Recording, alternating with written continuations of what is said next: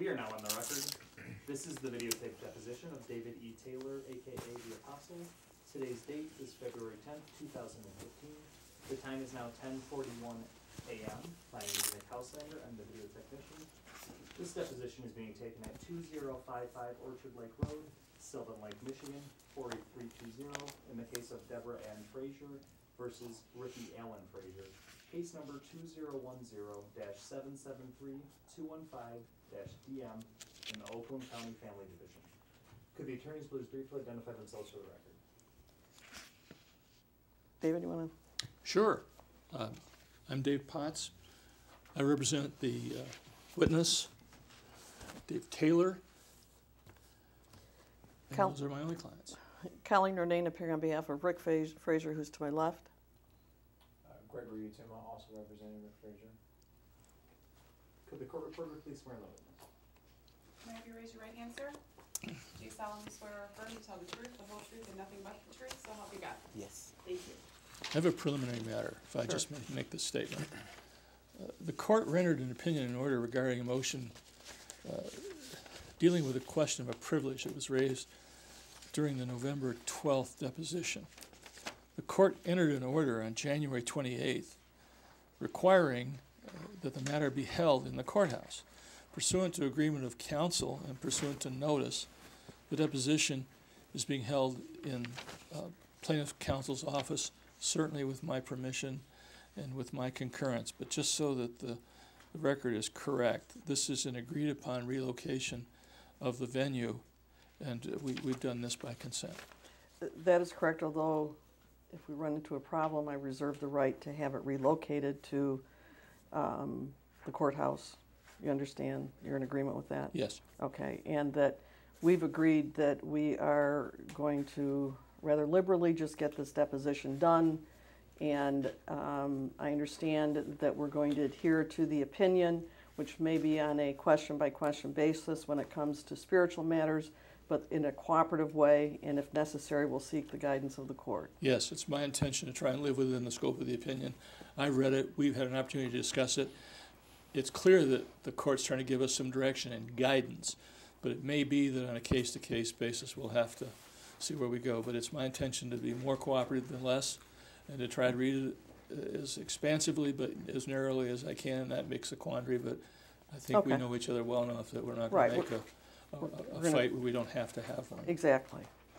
Okay. Mr. Taylor, you were here for a deposition. Let's see what the date of that was. What was it? November 12th. And we ran out of time and rescheduled it for today, ultimately through court order. And I'd like to clear up a couple of the things that you said at the November 12th deposition. Okay. Who lives with you at 2008 Victory Lane? No one.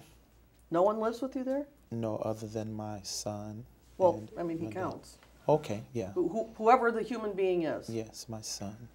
And who's your son? Joshua Taylor. And what's his date of birth? The 12th, 21st, and it's 2000. And 1999, I'm sorry. And who is his mother? Tabitha Taylor. Now you have older children, is that right? No. Yeah. Oh, yeah, my daughter, Destiny Taylor. Yeah. And her mother is Tabitha? Mm-hmm.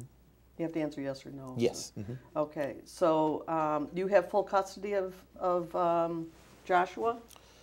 We have joint, well, I think they give her the, what did the court say, the pastoral custody, where, I don't know the terminology for it, but I know that I have, she keeps them half of the week and then I keep them.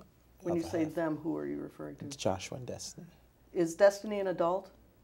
Yeah, now she is. She just turned 18 January. Okay, so is Tabitha Taylor the primary custodian of the Yes. children? Is that the terminology? I think. Well, I'm supplying some. I don't know what it, Yeah. I where don't you got either. divorced and what language they use. Yeah, I don't. But you believe you have 50-50 parenting time, Yes. and you pay support. Yes. How much do you pay? $750 a month. Okay. You indicated that when you were in St. Louis, you sleep at two houses, two different places. One is the Victory Lane that you rent. That's a rental. You have to answer yes. Yes. Okay. And one was where JMMI rents at, and I'm not sure how to pronounce the name of the street, Timpage? Yeah, Timpage. Timpage. How much time do you spend at one versus the other? I'm not sure. I know that we just, the ministry just acquired that ministry residence now a little over a year.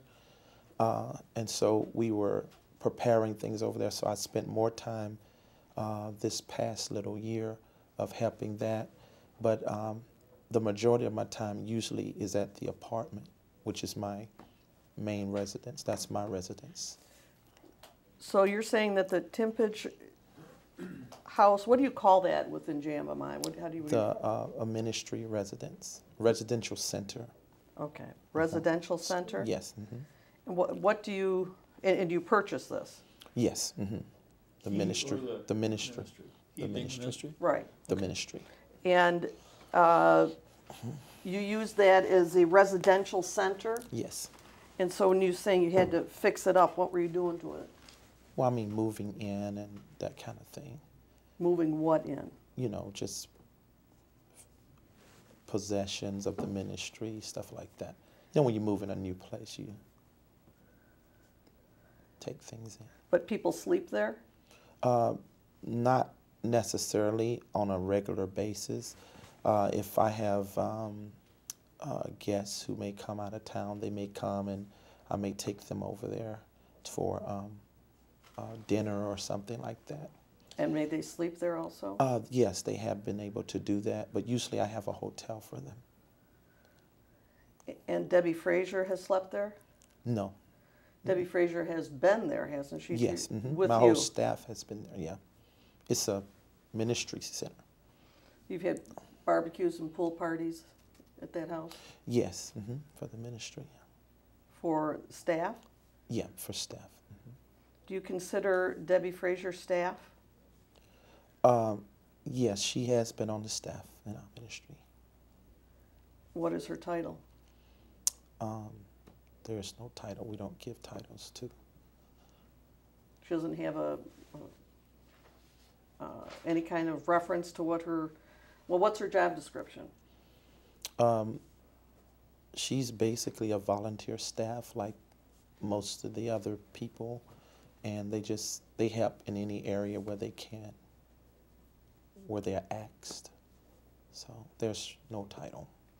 So, to be considered on staff, how much time do you have to spend volunteering? Well, that's flexible according to each person, how much time they can give, because it's a volunteer staff. No, I understand that, but as opposed to somebody who occasionally volunteers, as opposed to someone who gets the title of being on staff. We don't have no distinctions like that. The only thing is, anytime that a person can volunteer for the ministry, then that's their contribution as a volunteer. That's what volunteer means, to voluntarily use their free time to work. So is every single person who volunteers in any manner considered on staff? Not necessarily. They have to come and say, well, we would like to be a part of the integral, the bigger workings of the ministry. Well, that's what I'm talking about. Okay, so can you rephrase it or make it plainer so I can understand? All right, so Debbie Frazier is considered on staff. Yeah. Okay, and so to have become on staff, she would have to come and ask to be an integral part of the ministry. Yes. And it doesn't matter whether she could participate once every 3 months or daily? Right. Okay. Does she have any specific functions locally in Taylor?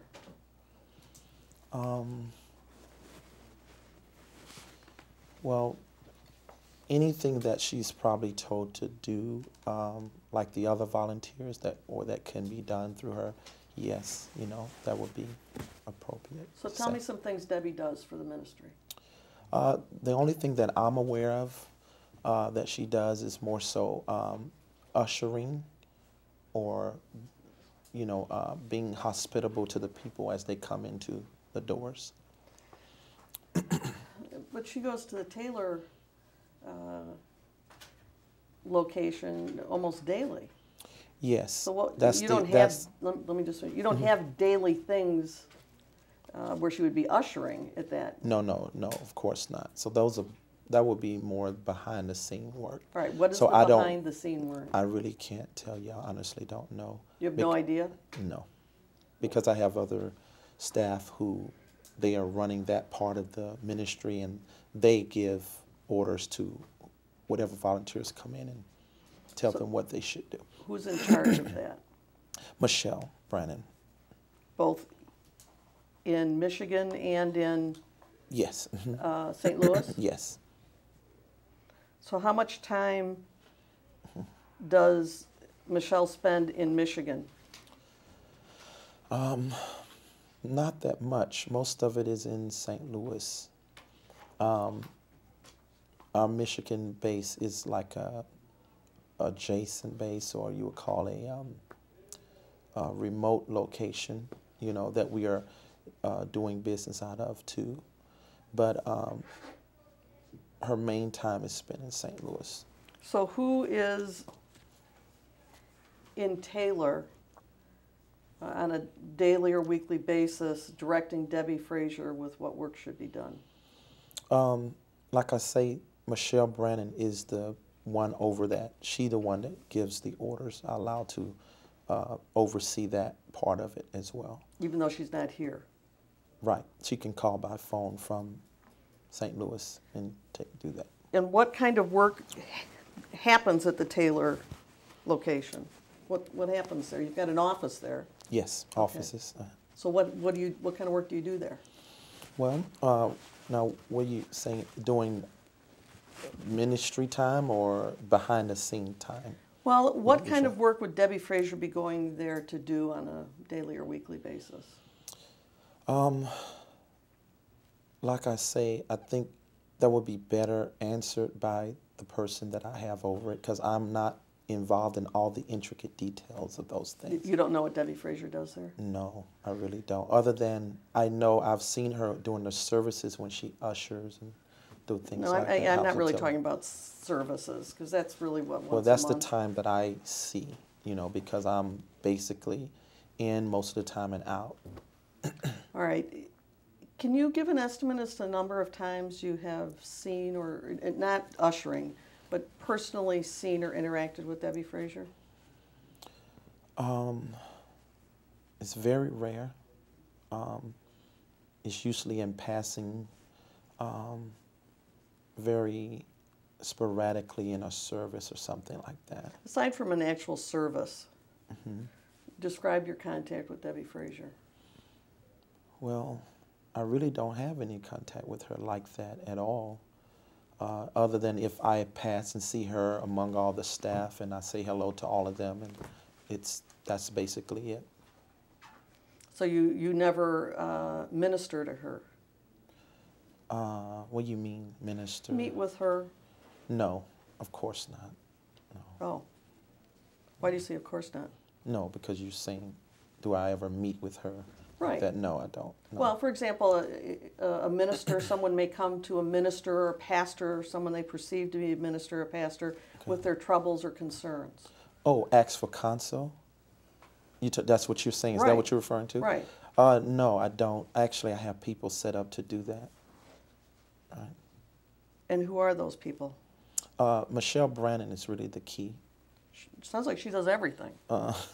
Not everything, but she's really the executive in the ministry that helps keep the Who- administrative order.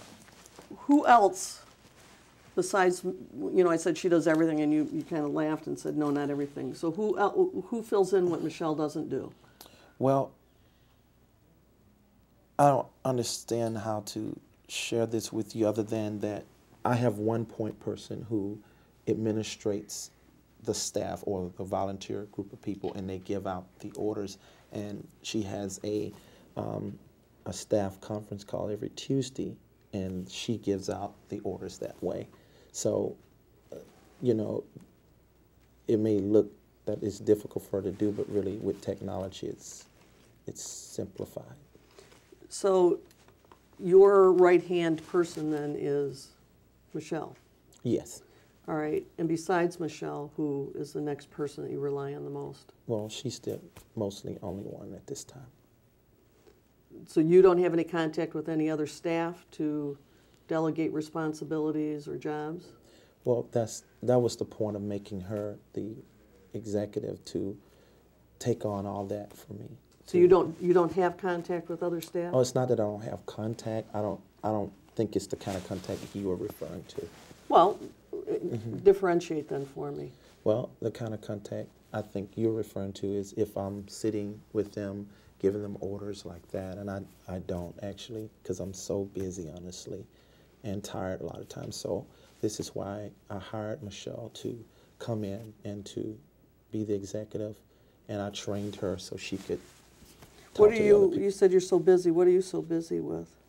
And traveling, itinerary, What do you mean? ministering, traveling different places, preaching the gospel.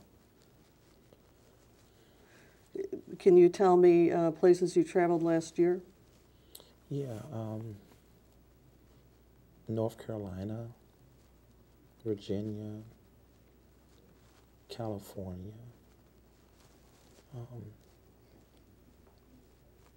Ohio,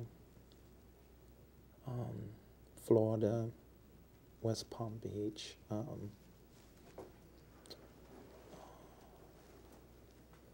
so many other places. So many places. I don't remember all of them, but these are just some of the places I remember. Out of the country? Last year, I stopped my international travel to work on TV ministry, but You stopped, or what did I misunderstand? I didn't hear you. I postponed my international travel so that I could. Well, I was supposed to pick up at the end of last year, but we were doing a TV launching, so I needed to stay in the States for that. A TV launching? Mm-hmm. You have to answer yes or no. Yes. Mm-hmm. And what does that mean? TV ministry. A national TV broadcast. But the And year before that, you know, and all the years before that, I did all of the international travel. And so I had to postpone most of the international travel to this year, back to this year again. and when you did travel internationally, where did you go? Korea, Jamaica, not Jamaica, I'm sorry, the Bahamas. To Budapest, Hungary.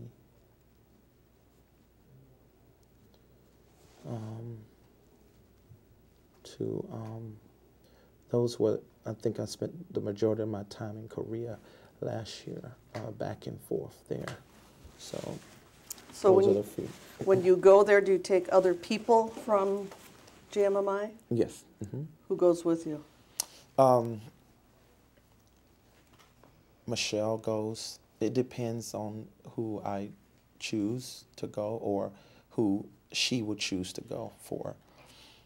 So Michelle went. Joseph, Pastor Joseph goes. How do you spell his name? Joseph. Who is he? What's his last name? Bush. B-U-S-C-H Yes. or? Busch.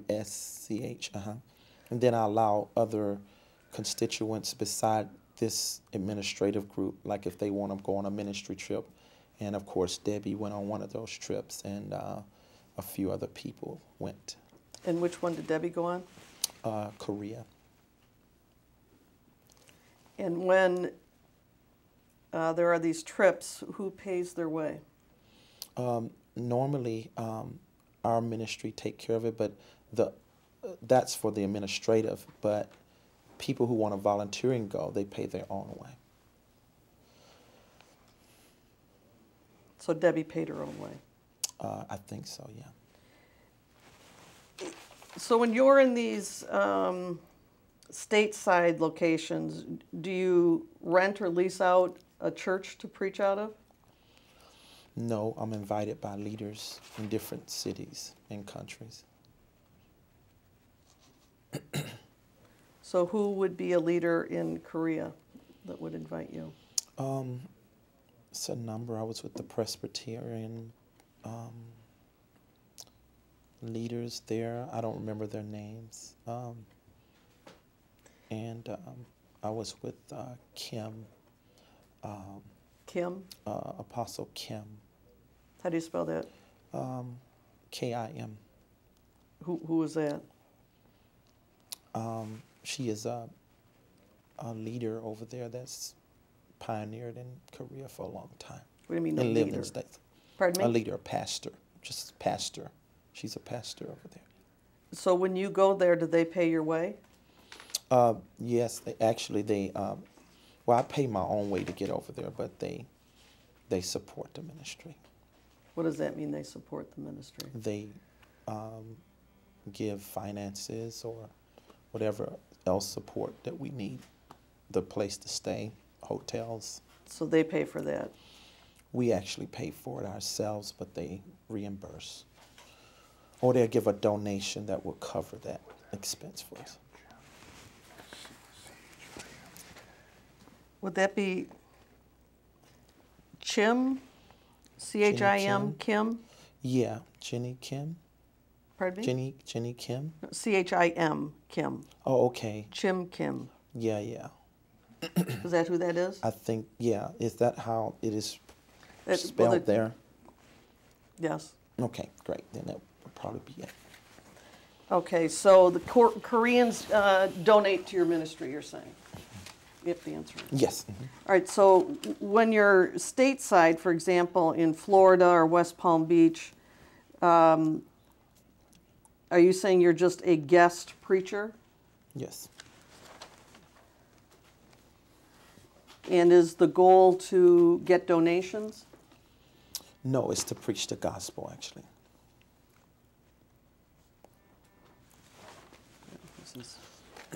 And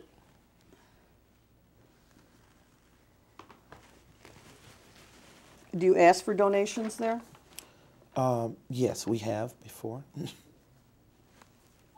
And do you receive cash from these areas? Yeah. Can you name one church you went to in West Palm Beach? I know, I don't remember the name of the church, but the pastor I do, Pastor Audrick, and I can't remember the name of his church. So where do you physically spend most of your time? I'm sorry, I don't understand. In what state are you most present physically? St. Louis. And would second be Taylor, Michigan? I wouldn't say that because I'm traveling so much. I think most of my time is spent traveling around the nation and different parts of the world. All right, so you're saying at Victory Lane, the only person that lives with you there is Joshua. Is that correct? Mm-hmm. You have to answer what you Yes, yes. Okay. And has anybody else lived with you there in the last 3 years? No. I've had people help me as the ministry got bigger. And so I wouldn't say people just live with me, but they support it by coming to help me. Okay, I'm not sure what that means. Well, I mean, I may have some staff come over and they may spend the night here or there, that kind of thing. And help me out, whatever I need to get out of town or something like that. You described the Victory Lane place as a very small apartment? Yeah, 2-bedroom. Okay, so you're saying you have staff that come and spend the night there? Well, they will if they have to. If I gotta get out of town the next day, and we're taking care of business and things like that. So it's I wouldn't say that they just stay there. Yeah. Is there anybody that spends more than 2 nights in a row there? No.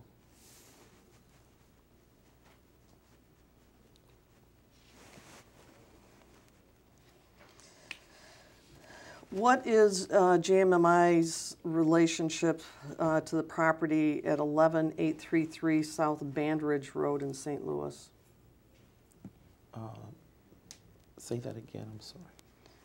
The property at 11833 South Bandridge Road in St. Louis? You're aware of that property? I'm not by the address. If you would give me a little bit more information. Which one? Well, I'll show you a picture of the house. Okay. I guess it's best called a house. Yes. Is that familiar to you? Oh yeah, the ministry. That's a ministry. That don't even look like the house there. That don't look like the. Yeah, that's why I'm not knowledgeable of that. It's JMMI Yeah. listed under them. Yeah, but that we probably use that like for a startup place for. I can't. This is not where we are now. I can't say. I don't know what place that is. I don't know if that was just. That really don't look like the house that we currently have as a ministry. I don't. You don't know? No, I mean that don't look like the location. Do you where have we at now. more than one ministry house? We have just one. That's it. Other than the residential center, that's on 10 page. We have one other. Have you ever had more than one simultaneously with another? Not really. No. Is the house at 5209 Trail Oaks Drive, Blackjack, Missouri? Is that? Yeah, this is the one here. Yeah.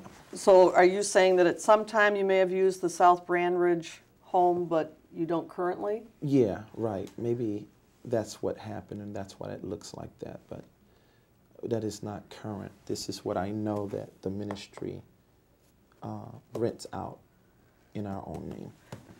So can you give a time frame for when the South Brandridge Road house was used? I can't. I'm not sure of that. All right, but is it your testimony that it has no relationship to GMMI or you at this point? No. Is it your testimony? Yes. that No, it doesn't. It has no relationship to you? Yeah. Now, this one on Trail Oaks, that's the one you referred to as the ministry house where you didn't know the address before? Right. I know. Is this in a residential area? Yes, it is. And do you own this house? No, we're leasing it. You lease. And what happens at this house? What's its purpose? Well, I think I shared last time, it's a place where I allow those who may be volunteering and they come to the city to want to work for the ministry, and so they may not have a place to stay, so I'll allow them to stay there if they want, or if they need that, maybe 1 or 2 people. But it's also a place where we have done, like in St. Louis, it's one of our startup places until we build the facilities that we are saving money for. What do you mean startup? Well, like, a small business starting garages, that kind of thing. Yeah. Do you hold meetings here? No.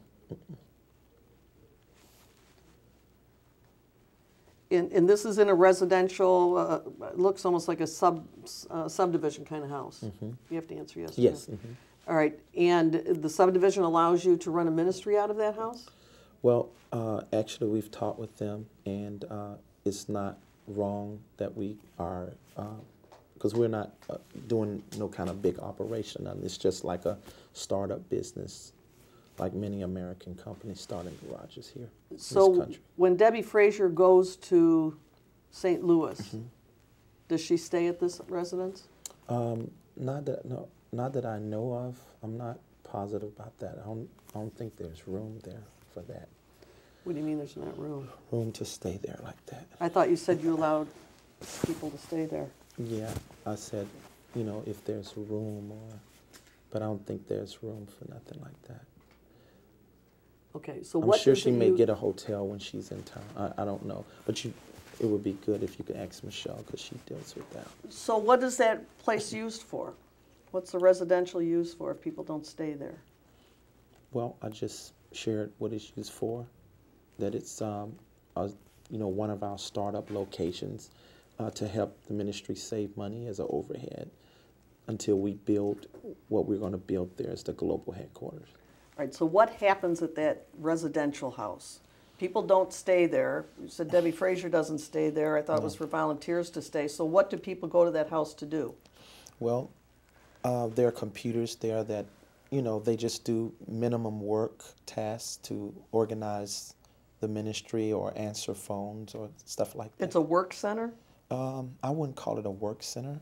It's more of a startup place, like a small business, you know, like a small business that Americans do. They start I up know in you a keep garage. saying that, but what is it that happens in there? It's work?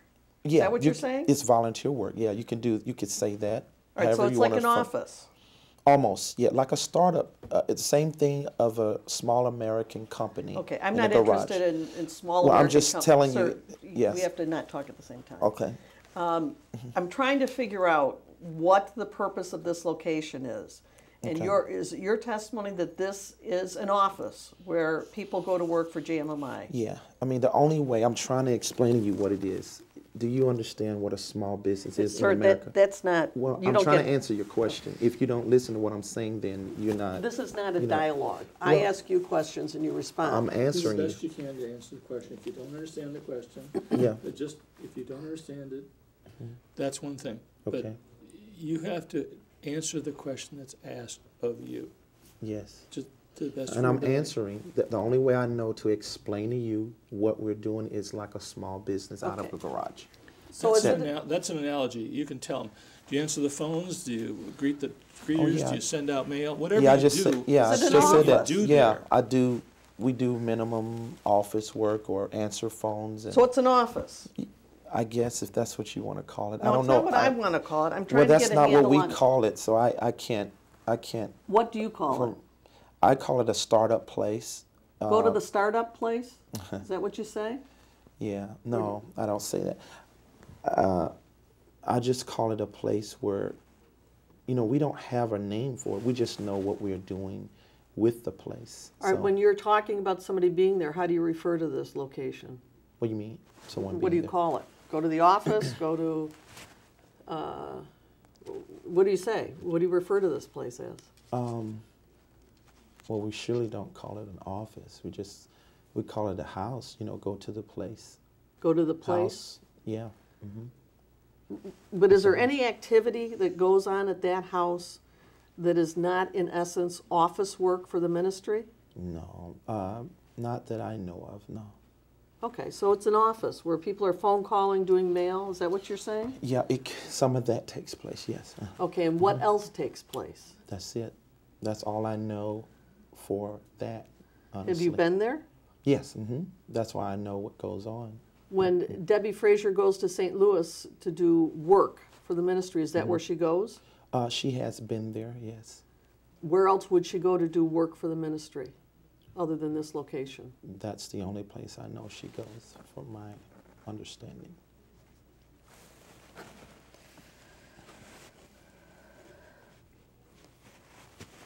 Are there any people that sleep at this house regularly?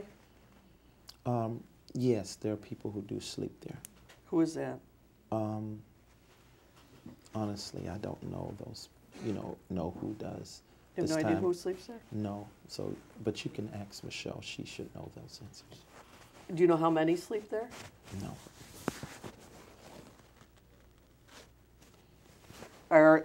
This is a 3-bedroom house? Actually, I really don't know how many bedrooms it is. And you don't know who sleeps there on a regular basis? No. Are they staff members? They would be volunteer, yes.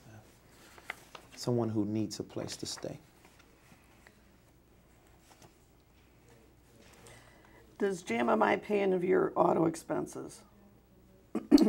Yes. And how much? Auto expenses, I wouldn't know exactly how much. You don't know how much you get? No. Who The would board know? takes care of that. Who's the board? You can ask Michelle. She's another person to refer to. What about your housing? Does JMMI pay any of that? Yes. You get a housing allowance? Yes. And how much is that? I'm not sure. And do you report these allowances as compensation on your tax return? Honestly, I don't know how all that work. I have other people who do that, so you can refer to Michelle on that. Michelle does your taxes? No, I have other people do it, but she's over a lot of that, the financial aspect too. So who does your taxes? Some firm, I don't know. I have a financial board that Michelle runs, and they have all that, so you can ask her.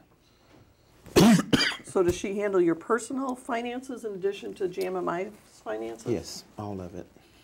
Your personal and JMMI's? Yes.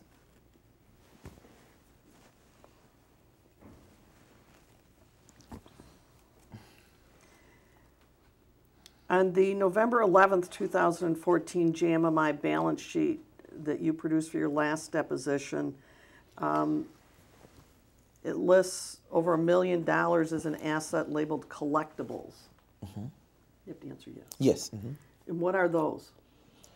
Well, those are collectibles that a donator who donated over $1 million in collectibles to the ministry. So it comprises of all these different things that values to that much. What kind of things? Old toys, stuff like that, collectibles, old things that people would spend certain amounts of money for. Was he an antique collector or something? Not an antique. I don't remember antiques. Baseball cards, that's things like that. Barbie dolls that were Where old. are those things located? They're in St. Louis. Where? I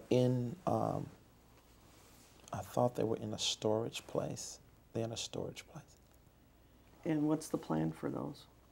Oh, to liquidate that for the ministry. And who's the person that donated that? Objection. We have an order that he is required to disclose anybody that's over $5,000. Can I see that? Yeah, but it'll take, I'll have to go get it. I mean, Would I'll you have like it. to see the order? Yeah, what is the objection? Well, first of all, it may be privileged. It may be somebody else's identification of who they are. So, to the extent that it's public, I have no problem with It it has to already. be public because it's a If it's already been charity. publicized and reported, that's one thing. If it's not, then that's another question. I just need to see it. It has to be reported with the charity. They have And I to. don't know that it has been, so I just need to When know did you what it- receive these? Well, it's on the 2014. It could be on a P&L, it could be somehow disclosed, being held by another entity. I just need to know what the scope of this is, because Okay, It's on their balance sheets, on their 990, which are public yeah, documents. it's on public documents that the ministry has to file. well, if they've been filed, that's one thing. Yeah, it's on their balance sheet, 2014. Well, they don't have to file their balance sheet. Yeah, they have to file their financial information with the IRS. And Well, there is, it depends. They have to file certain information with the Internal Revenue Service. which includes donors. Well, I can tell you the November 12th, 2014 order,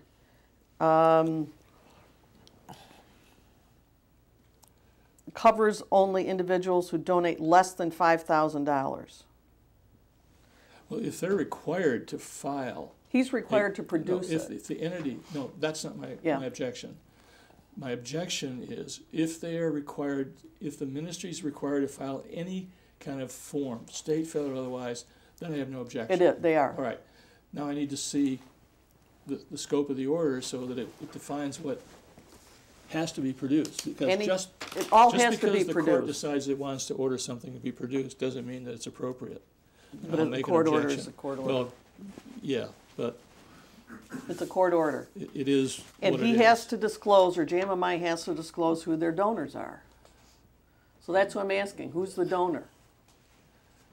Well, first of all, this is the witness. He's not JMMI. Okay? He, for all intents and purposes, he is. But he's not. JMMI. He's not. President and CEO?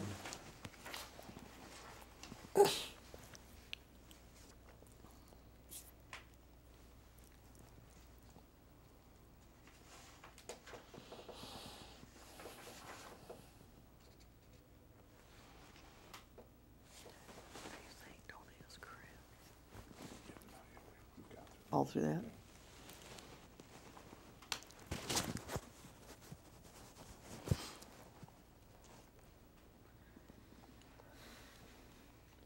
Okay. We'll allow this because this is, the order requires it not to be disseminated. No, I can only not disseminate This the information less will than not be 5,000. disseminated by defendant until, it says this, until further order of the court, period. No, let me read it, the whole thing. That's not what it says. Well, it says this information referring to the amount of the definition. It says,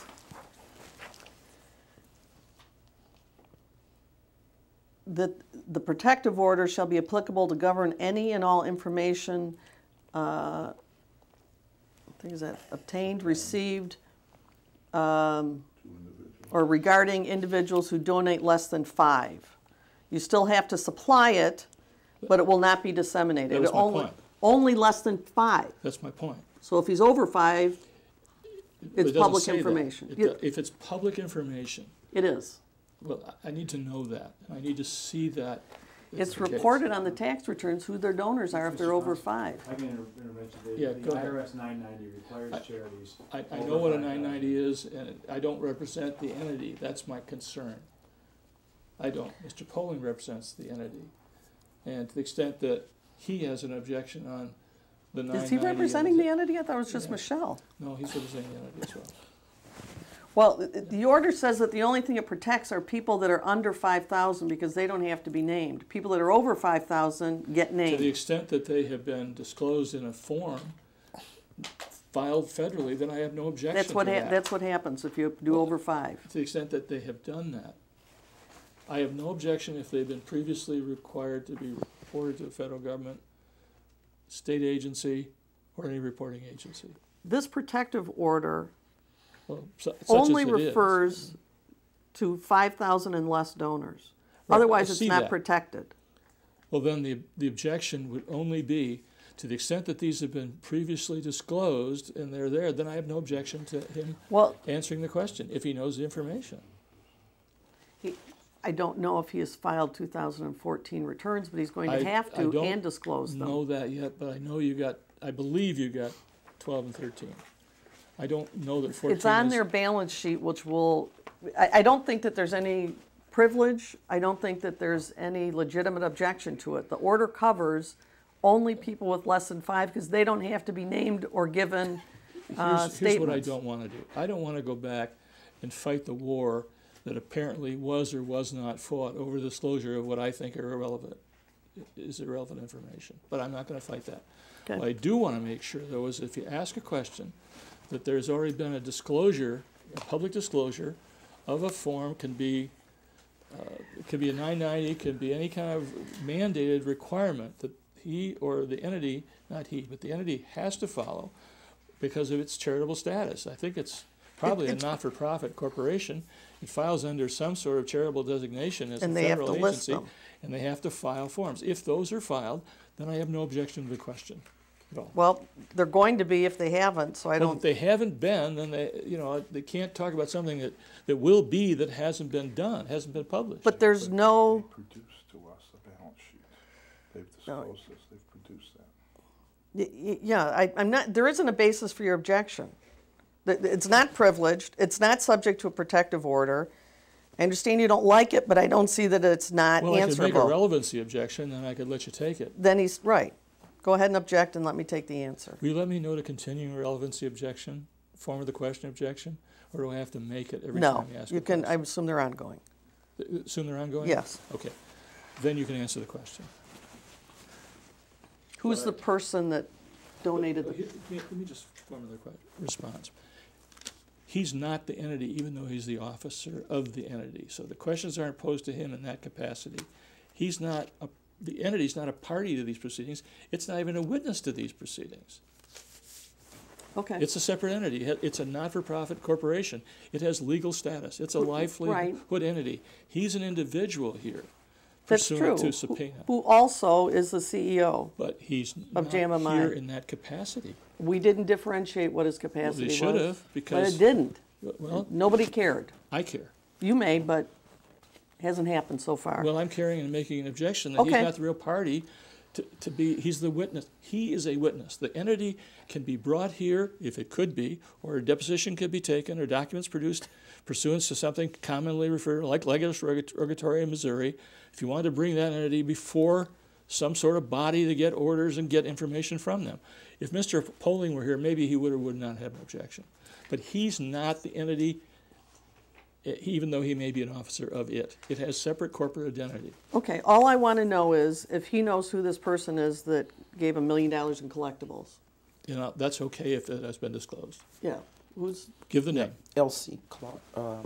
what is it? Elsie. Her name is Elsie. A woman's Forget her name? name? Yes. E-L-S? Yeah. Elise. Clark? Elise. Elise? I think Elsie. I think you pronounced it Elsie. That's All right, so Well- spell it one more time for me. Elise. All right, and your last name? I'm not sure about that because I think she was recently married. So, What was the name at the time of the gift? see, I thought it was Clark, but I don't want to do what I did here last time because I don't want them to accuse me of being. Do the best you You can. thought it was I who? don't know. I just rather say I don't know. No, you don't get a rather. What did you I believe? don't know. You said you I thought- don't know. Give your Excuse me. best estimate of the name if you recall. Go Go ahead. Because I think I'm getting it confused with somebody else's That's name. okay. That's the the thing. Elsie Clark. I think. To the best of your recollection. I don't I think think you've no. named- I just think it's another. I think that's wrong. I'm mixing two names. Is that something Michelle would know? Yeah, she would probably know that. And do you think these collectibles are in some storage center in St. Louis? Yes. And ultimately, it would be to liquidate them? Yes? Yes. Okay.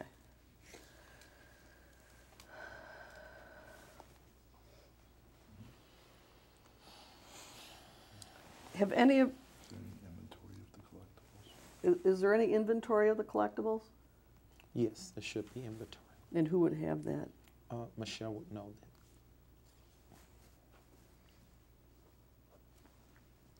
Have any of your ministries, including JMMI, been audited by the IRS?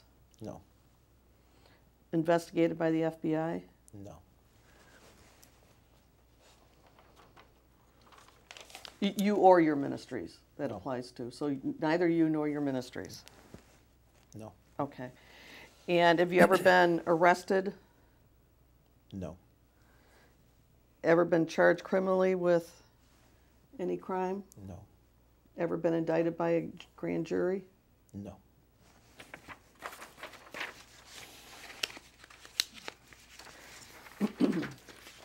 Have you ever been sued personally or in any other capacity? Think about that, because that's a large question. Right. I We don't need to understand. interject. I just don't want to get involved in I need to kind of Fine. understand what. a lawsuit. Have you So ever been a what- defendant? Have you ever been a plaintiff, a party? A lawsuit. Were you divorced? Yeah. So yeah. You were, Okay. You were involved in a Yes. divorce action. Okay, That's great. one lawsuit. Okay. Great. Did you file or did your wife? My wife. All right, any other lawsuits that you were involved in? Not that I know of. Never been sued by anybody else but your wife? No. Never sued anybody else? No, I don't think I've ever done nothing like that, no. Has JMMI ever been sued? I think they have. Is that proper to say that? You can answer that. I think they have. And when was that? It was just recent.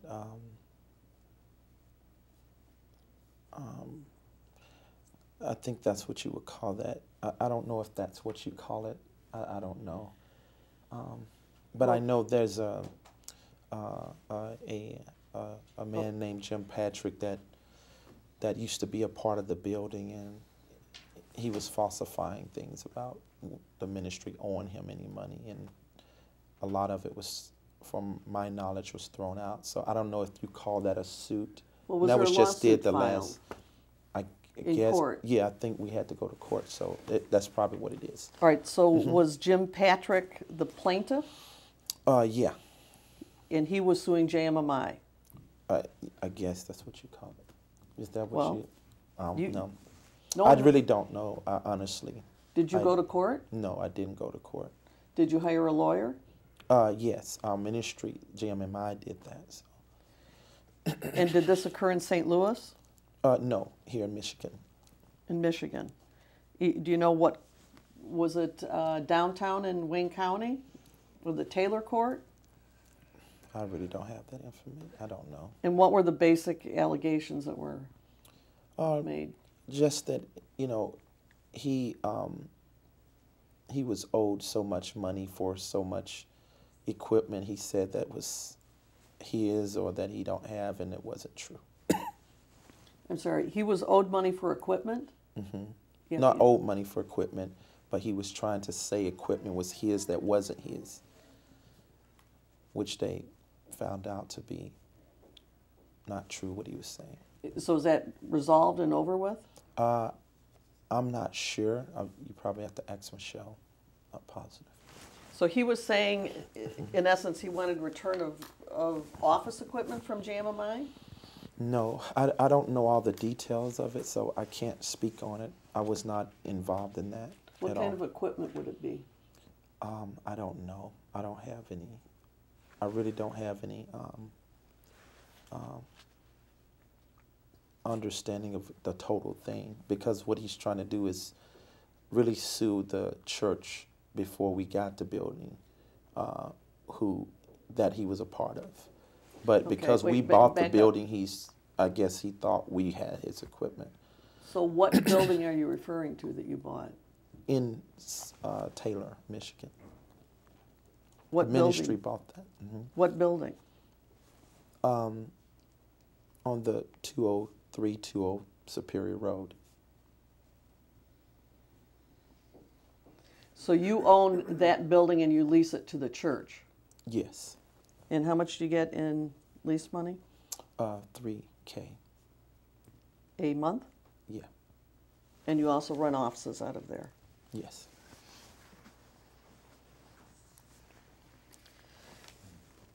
What about the lawsuit filed in 2006 by GE Capital Information Technology Solutions, where you and Resurrection Media Ministries were named as defendants?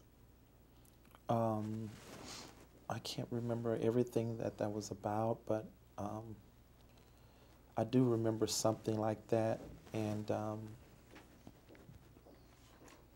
because I filed bankruptcy, I think, and Personally? yeah, and When did you personally file bankruptcy? I think that was I don't know the exact year, but I know we were having proceedings around that. Well, approximately. thing. I understand you don't know exactly. Maybe but- 05, 06. I don't know. I can't really. All right, so you filed personal bankruptcy, and was it the result of, or in some way related to, the GE Capital Information lawsuit? I think that's been so long ago. I don't remember all the details to that. What was the essence of the lawsuit? That's the thing. I don't remember that. No idea anything about it? No, I remember the GE name. I just don't remember what it was about. But it was significant enough that you filed bankruptcy? Well, that wasn't the reason why I filed bankruptcy. I just remember the bankruptcy thing happening around that time. Why did you file bankruptcy then? Because of the ratio to debt. What kind of debt did you have at the time?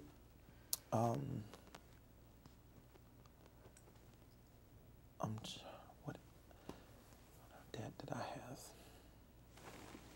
I can't remember all of it, but it's not something I remember in detail. I can't remember. Can I ask a question to ask Mhm. you? Hmm? Where did he file bankruptcy? Well, I'm going to, I didn't mean just so if it was here. well, Where I'm going to was get to filed? that. Were you residing in St. Louis when you filed it? You have to answer. Yes. And so did you file it in St. Louis. the St. Louis Federal District Court? Yes. And where was this lawsuit by GE Capital? Where was that filed? I think it's in St. Louis. Yeah. So would it be fair to say that there probably was a judgment against you that you wanted to discharge in bankruptcy? Don't speculate if you don't know. I Just don't know. speculate. I don't know. Well, when you started to answer questions about GE, you mentioned you filed bankruptcy, so I assume there was some relationship. I don't think so. That came to me, and I wondered what that was about. So I just rather say I don't know. I really don't know. It's been so long ago. Do you, if you were guessing even, would you say that you had a judgment against you for that? I think that was, I guess, for. I don't know if that was what that was about, but And you have no recall of what that lawsuit was about? no. And at that time, it was Resurrection Media Ministries? Yes. And when did that name come into play? That came in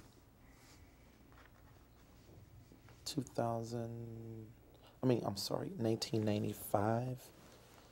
I think it was legally filed in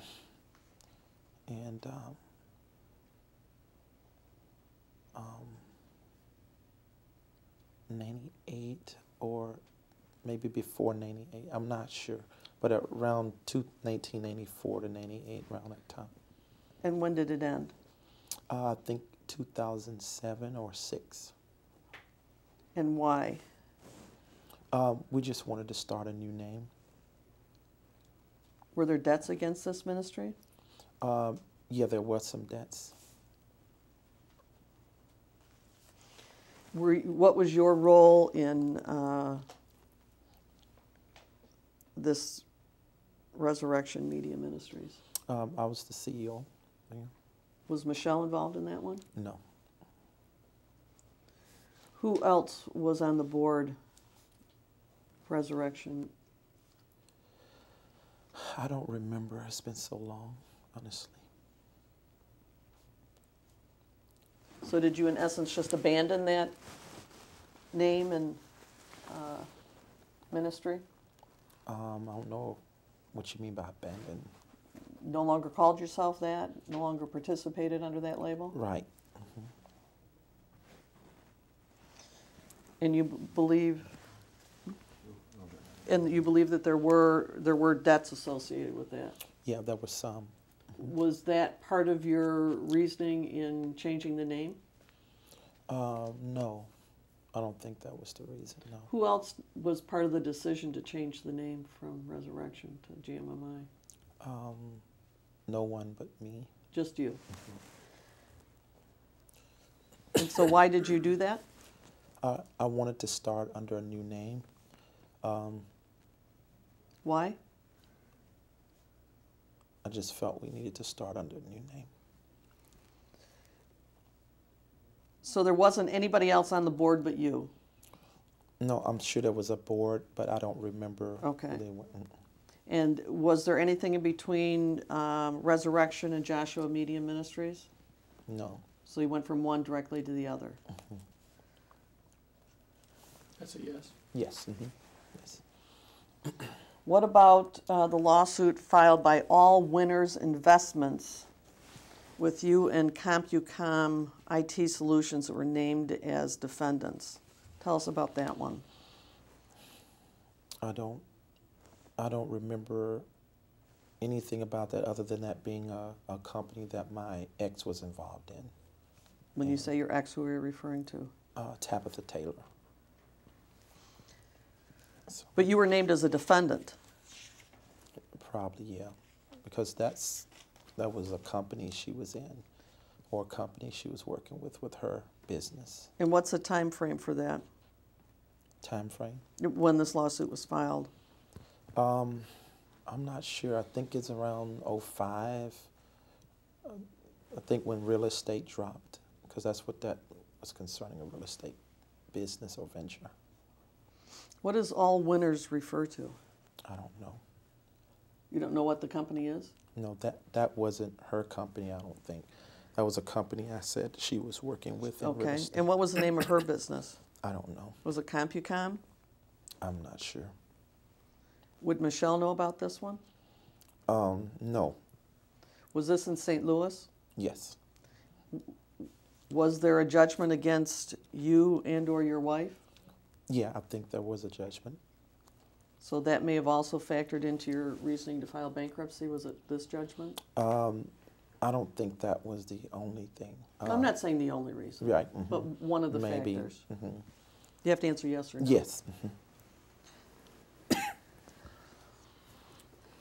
You had criminal charges filed against you in Clay Circuit Court in 2007. What was that about? I don't know. I don't remember no criminal charges against me. You don't remember any criminal charges in Clay Circuit Court? No. I don't ever remember going to any court about no criminal activity. What about the criminal charges filed against you in Pettus 18th Circuit Court in 2007 and 2013? I don't know what you're talking about. The criminal in 2007? 2007 and 13, or any for that matter? I don't know. I have never been to court for no criminal charges. Did you ever that I hire understand. pardon me? Go on. Did you ever hire an attorney to represent you in any criminal defense manner? Yes, I have. And that was the only thing I could think of in 13 is me, when I disciplined my child, and that was the only thing. So I don't know anything other than that. It's Tell me criminal. about that one. Was that in St. Louis? Yes. And which child was that? That was last year, I think, or the year before last, if I'm not 13. So, Which child? Destiny. Your 18-year-old daughter. Yes. And was this done through Children's Protective Services? I think so. Yeah. And what were the allegations? Well, that I had disciplined her because she skipped class 20 times, and they felt my discipline measure of using a belt was abusive. All right, so you used a belt in disciplining Destiny? I don't know if I can speak on that. Can I speak on this? Because my lawyers told me don't. Then, not knowing the status of those proceedings. Is it resolved? Is it all done? I'm going to object to the question. Well, let me just ask if it's what the status is. If he knows. I don't know. All right, I'm not asking you to say what you did. I'm just asking if the allegations were that you disciplined your daughter with a belt and caused... Okay. Just allegations. Well, you may ask, but I'm going to pose a constitutional protection on that. What's the constitutional?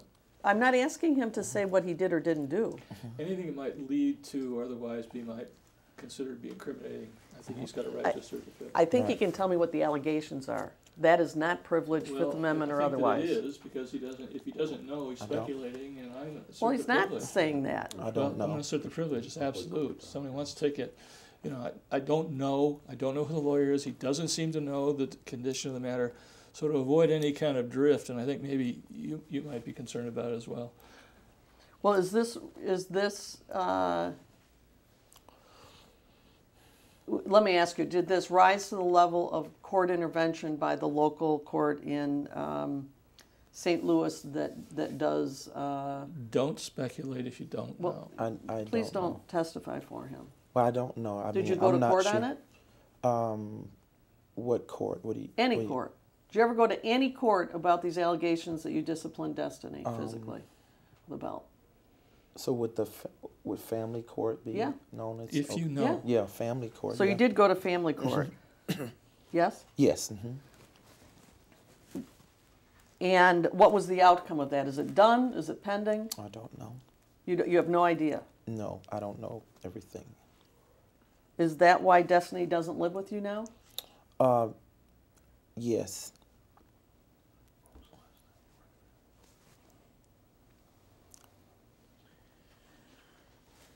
When was the last time you were in the family court about this?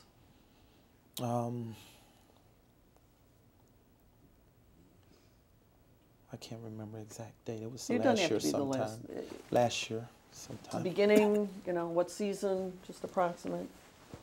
I can't remember. I really don't know. I know it's last year. You have no idea if it was in January versus December? I know it was not way back in January, but I really don't know what month it was. Okay. I don't. Is there any continuing court date? I think there is, but I don't know when. Who would know that? Michelle would know that. Do you have a lawyer in these proceedings? Yes. What's the lawyer's name? Mark. Get another name? Huh? Whole name? Full name? His last name is skipping me. I always know his last name, but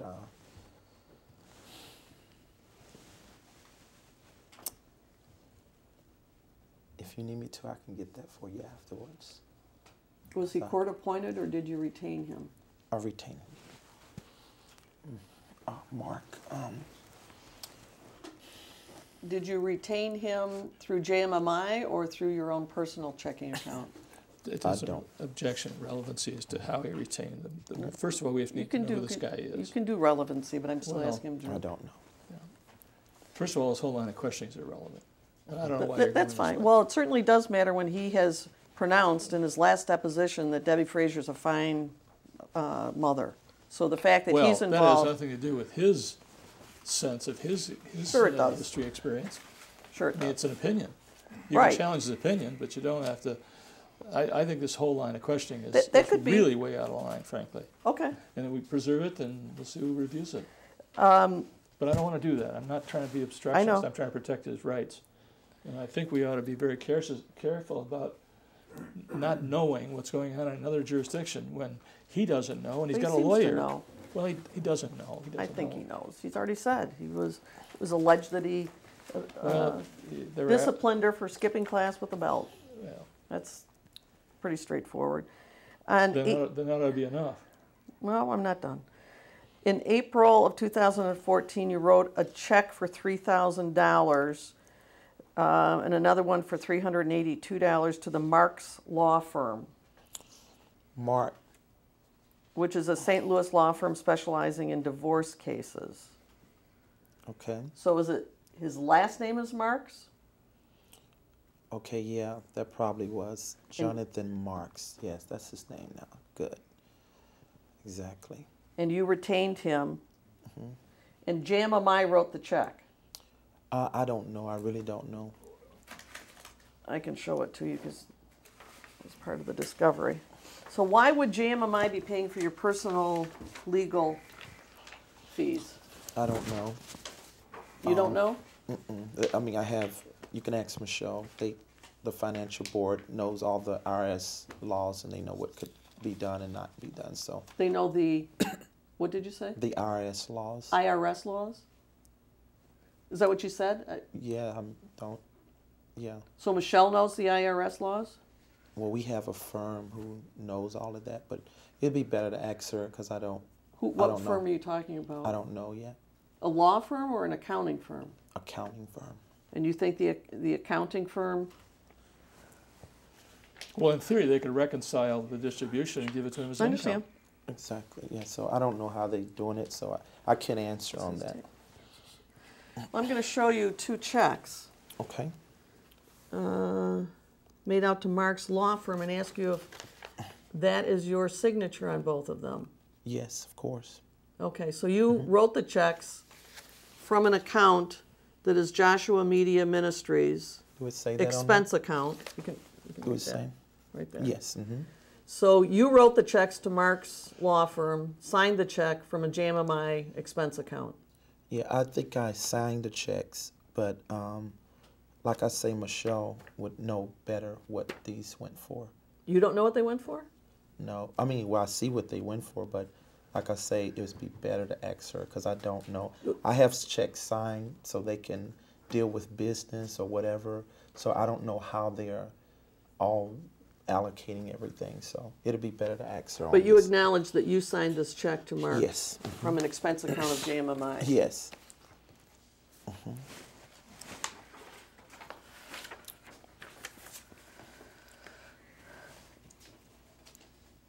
Who is Attorney Jeff Weissman? Jeff, I'm not, that name isn't registering with me. JMMI paid a retainer of $2,000 to him in September. I don't know. You have no idea. No, Would that be a check you also signed? I don't know. I mean, any checks that go out that me or my board can sign, then I'm not always notified on every intricate detail of where the check is going. I have trusted people who make sure that. Who has It's used right. signatory power on the check? I checking know account? I'm one of them. I don't know everybody. You do? You don't know all the people that are authorized to sign checks? No. I know I'm one of them.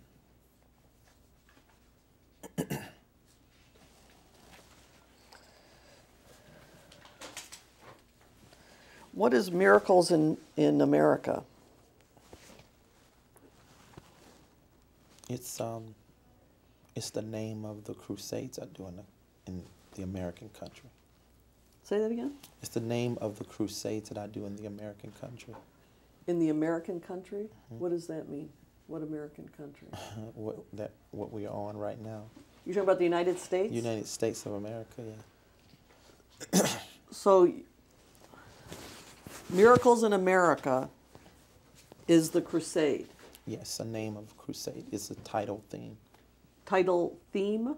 And what did it tell me about it?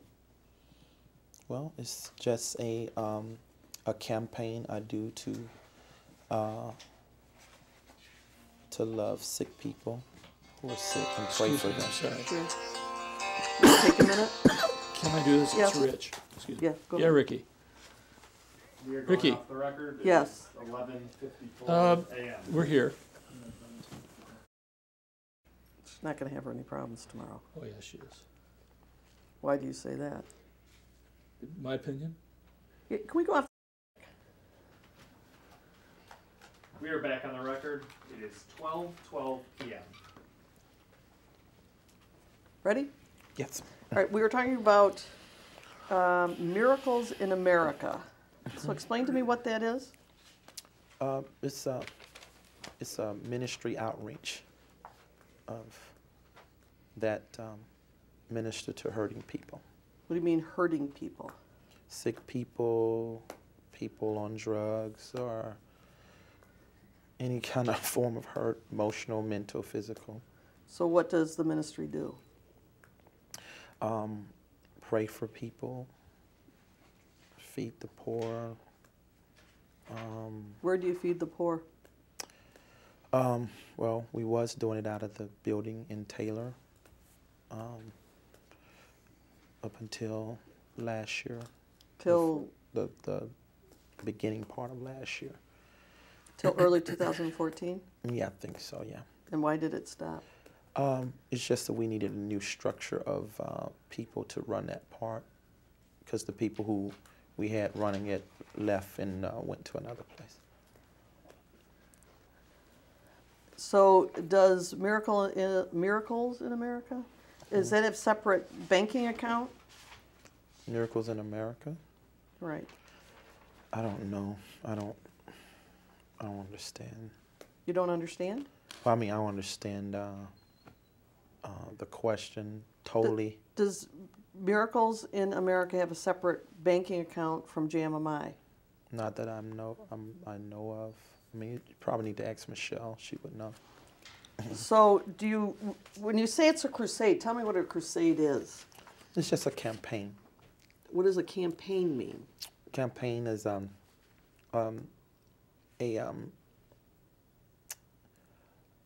purposeful ministry endeavor to achieve a specific objective. So is it a request for money? No, it's not. That's not what the campaign is for. The campaign is to help hurting people. So what do you do to help hurting people?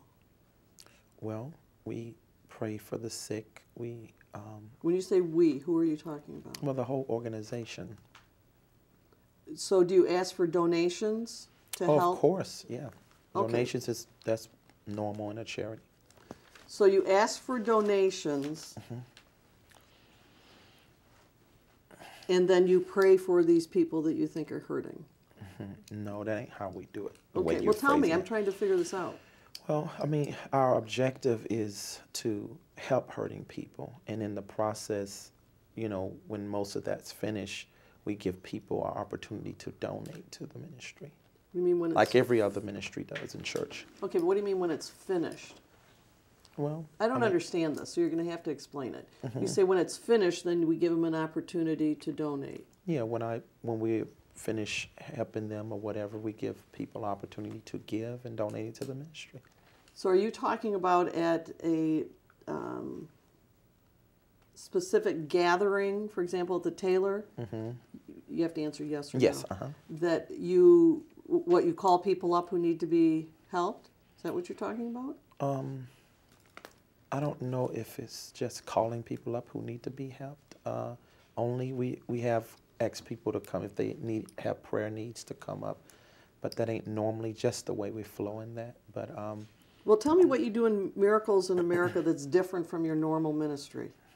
Well, there are many ministries that does what we do. I mean, I just want to know about yours. Yeah, well, I mean, it's normal. They pray for the sick, just like every pastor does in a church. They pray for sick members and people who are hurting. So you say after you've helped them, are you saying you helped them at one meeting? Is that what it would be? Well, we have multiple meetings, so we offer counseling and all kind of other forms of ministry. Drug rehab. You offer drug rehab? Where? There at the Taylor building. You run a drug rehab? Well, not something, more on the spiritual lines of counseling and helping them to get off that kind of life, you know. Who does the counseling? I think her name is Mary Jessica. Mary? Jessica, How do you spell that? I don't know. Jessica? And she offers drug rehab counseling? Yes. Is she a certified drug rehab counselor? I don't know, but it's just ministry. I think you're getting more technical into the legal aspect of it. I'm talking about spiritual ministry and giving people advice to stop using drugs and to pray for them that they will be free from that. Is she a minister? Yeah. She is a minister. Yes. With what organization? Well, she's with us, but I don't know if it's an organization she's a part of. She's a minister with JMMI? Yes. She's part of the church that's leasing the building from us. Oh, she's part of the church, the Taylor Church that leases the building. So that's not JMMI, though? No. Okay, so it's not part of JMMI.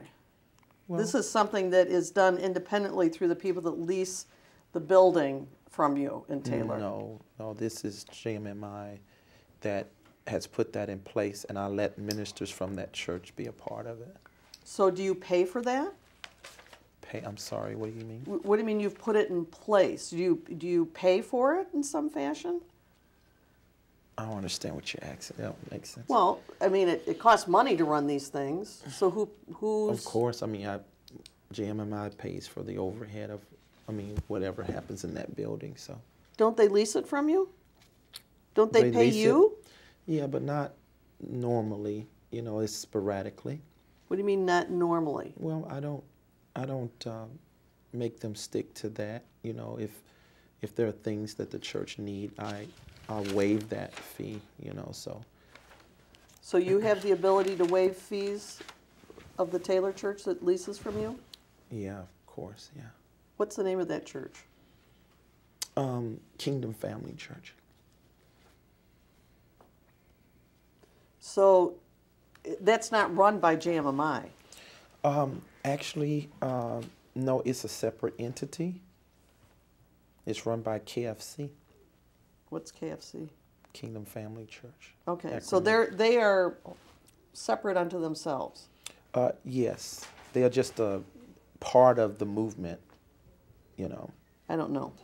Okay, well, JMMI is a movement. It's a global movement, and there are a lot of churches who are part of, around the world, is a part of what we do. And they're one of the churches that do. They happen to be leasing the building from us. All right, so when you say that there is a drug rehab component, you're referring to that's Kingdom Family Church. That's not JMMI. Well, no, that's not Kingdom Family Church. That is JMMI. So we just have somebody from KFC who is a minister that we allow to run that. Are you on the board of Kingdom Family Church? Yes. In what capacity? I don't know. I know I'm on the board, but I don't know what official title that you would say. So you're saying that the drug rehab ministry that runs out of the Taylor building is JMMI and not KFC? Right.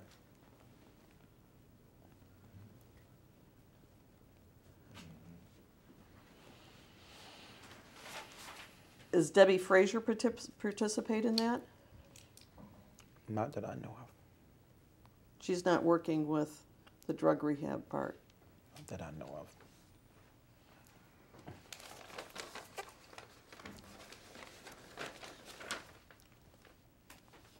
Are there any other ministries that you say are run out of the Taylor that are JMMI's obligation, or No. no, just the drug rehab? Right. All right, so when you say miracles in America, you've claimed that you can cure cancer? No, I've never claimed I could cure cancer. No? Have you brought people up to the front when you're preaching and laid your hands on them and, Yes. Mm-hmm. and cured them? The Lord does it through me. It's not me Okay, doing so this. the Lord does it through you. Right. So has the Lord ever, through you, cured cancer? Yes. Yes. And how many times do you think that's happened? I don't know. I don't have a count. So procedurally, let me see. So would the scenario be that you bring people up that you say are sick in some, or hurting in some fashion, and you lay your hands on them, and through the Lord, they're cured, and that's when you ask them to make contributions because you've helped them? No. Okay, That's not explain how it that to me happens. then. Well, there are people who come that are sick, and they all know basically what I say, that I'm not the one who has the power to cure you. God do. But as ministers, He's given us the obligation and responsibility to pray for the sick, to see them healed, that they may be healed. And I can't say if they completely will be or not. I'm not the one who makes the decision. God does, or whatever. But I do my job to pray for them, and as a result of doing that, basically, there are some that are healed, some that are not. So. What other kinds of ailments are healed? Are there people that come up on crutches and are able to walk away? Yeah, People that come up in wheelchairs and are able to get up and walk? right. And do you know these people before they come up and approach you? No, Anybody at JMMI know them? not that I know of, no. So you're saying that of all the ministries in the world, you've been selected to lay your hands on these folks and to cure them of their physical ailments through God. Oh, Catholic people lay hands on sick people. It They happens. don't. They do not say that they have cured them, though. Oh, no, I mean, they pray. I didn't say I cure them. I say I pray for them. You say that the Lord does it through you. That's what you said. Yeah, he does it through others too, not Okay. just me. Can you name some other people that have done Catholics do it. that? Catholics don't. They do. I'm Catholic. Doesn't happen. No, you're a part of, you're a certain part of a certain Catholic. There are Catholics who do that. Who believe that they can cure physical illnesses by laying their hands on them No, through God? Yeah, you're misquoting that again. They're not saying that they can do it, but they believe Through- in prayer. They believe Well, in prayer. Okay, so are you Right. saying that all you do is pray and that these people end up being cured? Some of them, yeah. Can you give me some people that have been? I can't. And so then after you've cured, is that what you're referring to, the Miracles in America? Is that part where you bring them up and lay your hands on them and pray? That's the miracles part? Okay, Yes. that's the campaign? And then you were, and then you say if you've been cured, you should donate No. or consider donating. No. No? I thought you said after the people that the you've healing is helped. not a part of any money donations. The donation and financial part is more of me asking for support to continue these kind of meetings to get broader and reach more people. I thought you had said that after these people have been helped, that after you've, I was just stating the succession or whatever. It has nothing to do with the way you're trying to word that, you know, about well, this feel free connection. to reword it. I'm just trying to. Well, yeah, I'm just answer the question. You don't have to paraphrase for anybody. okay. Yeah, I'm just saying that's what happens. Is that you call people up, you lay your hands on them, you believe that through you the Lord I has think cured this them? question's been asked and answered I- at least a dozen times. Okay. So we're not going to do it again. And that then at some point, at the end of this service, you ask for donations?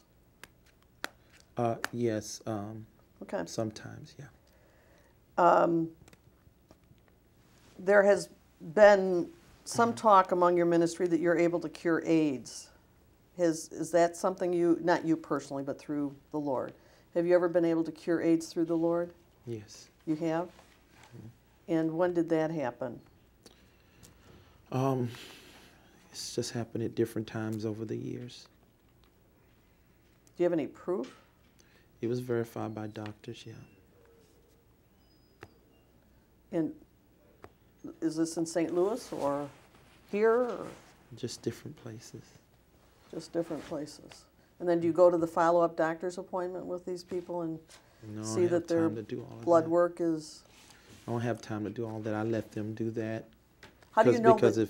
if the Lord heals them, then it should show in the medical report. How do you know they're cured?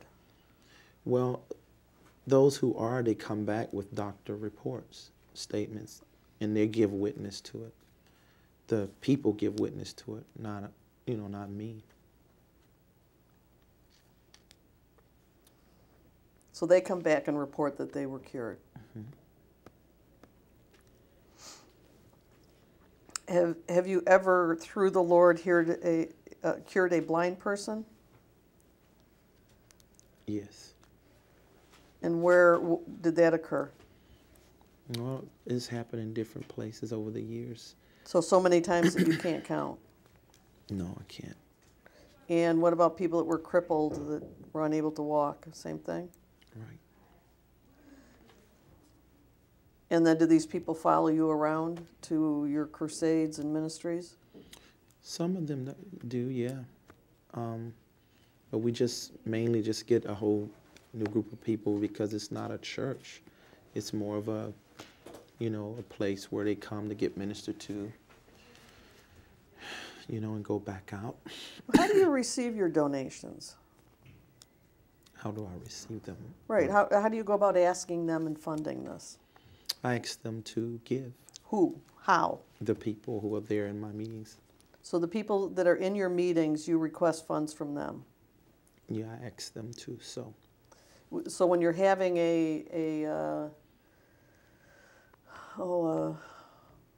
do you call it? A service of some sort in Taylor, then you ask for financial contributions? Yes. Are there any other outreach for financial contributions other than at the time of a service? Of course, yeah. There are financial campaigns that go on all the time. All right, tell me about that. Okay, what do you mean now? What do you mean by a financial campaign? Well, I mean, like at the end of a service, I'll ask people if they want to donate and give to this ministry, then let them do that. When I'm traveling to different places, I do the same thing. So that's all part of the financial aspect of our ministry, how we receive finances. Right, so I asked you And in the mail, okay, mail, the mail. sending mail. Or, Tell me about that. well, we just send mail out, letters, tapes, products, you know, and we give people opportunity to give. My mailing list, people who have been supporters. I'm sorry. People who have been supporters. You give people an opportunity, and I didn't hear what you said. Yeah, to donate. Mm-hmm. So do you send them products and tapes without their asking, and hope they pay you? No, sometimes we just give them out free. We give a lot of things out free. And then hope that they'll donate in appreciation. Well, the gift is not in hope that they'll donate. We just ask people standardly to give to the ministry because of the ongoing vision of what we're trying to do. What's the ongoing vision? Well, to reach the world in America through media, television, and all kind of other ministry outreaches. For reach them to say what? I'm sorry, what you said? What do you want to reach them about? Oh, I want to tell them about the Lord Jesus Christ. Where do you get your mailing list? How do you know who to send mail to? There's people who gives us their mailing list or their information. How do they in the do service. that? Oh, it's from people that are in the service? Yes, So or call in to the office or whatever. How do they know to call? How do they know about you to call? From TV outlets and different exposure through media outlets.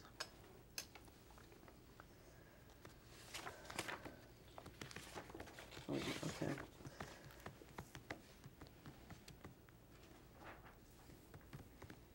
In your previous testimony, and the judge specifically in her opinion said that you had to answer this, you said that Jesus appeared to you in a dream in St. Louis in 2007. Can you tell me about that dream? 2007? No. I said he appeared to me when I got saved in 1989, when I was 17 years old. Is this when you're in culinary school? No, I was in the 12th grade. So that's when but you said you had a dream. Yes, I did. Okay, no, not that one dream. A dream later that you were supposed to tell somebody something. And you claim privilege during that. I don't. You have to be more specific. I'm not Right, quite go sure. Okay, you got it.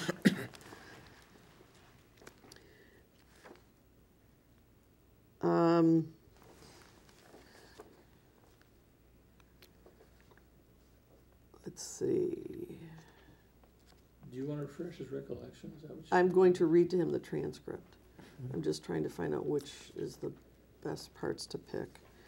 And I'll give you this so you can look at it. So this at the last deposition we were talking about your face-to-face visits with Jesus. And you answered before 2010, 2007. And then I asked you where it is, and I'll show this to you. You can review this. And you said you were asleep in a dream. And I asked where you were sleeping, and you said St. Louis. at your residence, and you said, mm-hmm. And I said, what was that experience like? And you said, well, he just basically appeared to me and showed me something that he wanted me to say. And then when I asked you to explain it, you said it's private, it's priestly. And the judge, in her opinion, said that you had to answer that. Well, she didn't say that. She said he had to answer a certain classification of questions. Not as to That specific including that question. one. No, the opinion doesn't say anything about that, but I will tell you, you can answer that question as long as it doesn't relate to any communications, confidences, anything that was necessary to your relationship with the party, the ostensible Penitent party, for the plaintiff in this action, which is not a party. But as to those kinds of generic things, go ahead.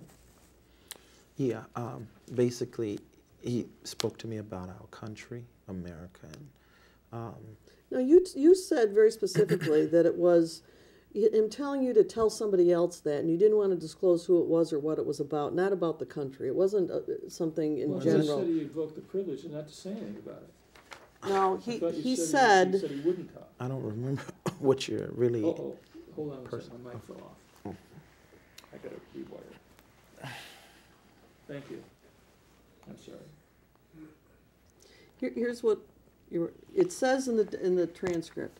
Well, he just basically appeared to me and showed me something that he wanted me to say. And then you say, he basically appeared to me to share what he wanted me to say to somebody.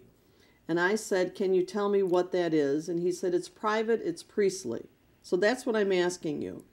And he's gonna answer that question. Okay. He will. Who So I who didn't- were you I- supposed to, who is the somebody that you were supposed to say something to? I don't remember it being one specific person as you're wording it. Well, it's not how I worded it. You can read your answer right there for me Okay. into the record. I understand what you're Would you saying. please read this, sir? Yeah, I've already read it. I Oh, you want want me you to to- say physically? Yeah. He basically appeared to me to show. He basically appeared to me to show, to me to share what he wanted me to say to somebody. Okay, who is the somebody? I guess the kind of talking that is country. You know, I'm from Memphis, Tennessee, so when I say somebody, Oh. I don't mean one person. I mean Okay, the group of people that he wants to say it to. It wasn't, A specific person, no. It's a group of people in our country. well, see, it's interesting, because later I say, I'm asking you what Jesus said to you in the dream, and you said, I can't tell you. It's for a person yes. that I, Did I say person? yeah, I you don't- said person, right here. I don't remember saying that. I don't know if you got that right. Well, it's not me, it's the transcript. Right. I can't tell you it's for a person. Can Well, I you read meant that? it's personal. Yeah, I can't tell you it's for a person that I don't remember that. But Okay, so now you're changing that story? no, No, not he's really. expanding on the I'm answer to the explaining. question. He Yeah. I'll let asserted, the hold record- on, It's personal. I'll let the record speak for Hold- itself. it Yeah. may, but now you're asking him to ask what he meant. Because he invoked the penitent privilege, I'm saying, go ahead, he'll now explain it. It's not related to any confidential communications with any individual that are Right, so I'm not protected sure by the why you privilege. interrupted, because No, let me your finish my testimony is objection. that it was for somebody. Well, you can argue that all you want. I'm gonna let him answer the question as it doesn't relate to any particular communication with any It's a individual. dream. It's It's not his a dream. communication. Right, and in there, if you read the opinion, dreams are not privileged. Well, Not privileged, clearly. I'm not asserting it Okay, so based then on he this should just opinion. answer. He's trying to, and you don't like the answer. Right. No, you interrupted when I said, so you're changing what the testimony is. Before, when you said I wanted to, or I was told by Jesus to talk to somebody, now you're saying, or to tell somebody something, now you're saying that's not what it was. Well, you know, I'm expounding upon what I was trying to say. It's not changing it. You just, in whatever is written there, I just didn't have the time I'm having now to explain what I'm saying. It was personal. It's something personal for a group of people. Okay, tell me, what do you mean by country. that? Well, I mean, there are things that, you know, the Lord wants to say to, you know, certain groups of people in our country. Well, what group and what did he say in the dream? Well, he began to speak to me about, you know, them giving their life to him. Them who? And repenting of their sins. Well, just sinners. So just in general? Hmm. You have to But that's answer a yes group, or no. yes. Hmm. But that's a So it group wasn't of any people. specific group, that God, you're saying that God No. just appeared to you and said people need to repent for their sins? Yes. I mean, that is a specific group. Aren't we all sinners? Sinners saved by grace is one group, and then there are sinners who are just, they don't know God, and they're not trying to live for God at all. So those are the people we want to reach, help them. The sinners that are not repenting? Right.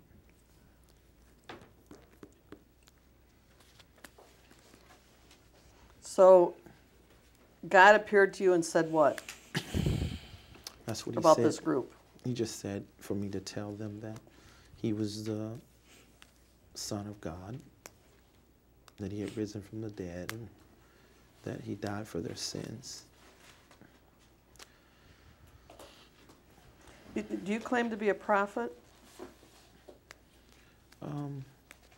Yeah, that's one of my calls. One of your One of my calls, yeah. calls? Mhm. What does that mean? What does it mean to be a prophet? Just a spokesperson for God, a messenger. So you believe you have direct communication with God? Yes.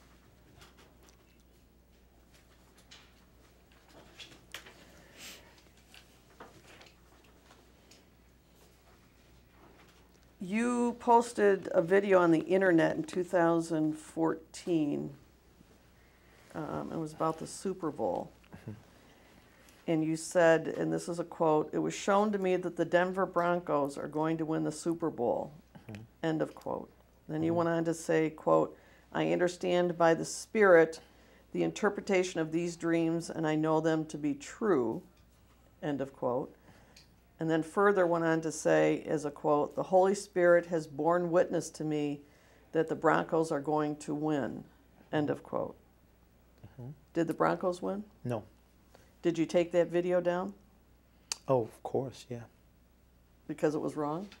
Yes, that was really a miscommunication. Between whom?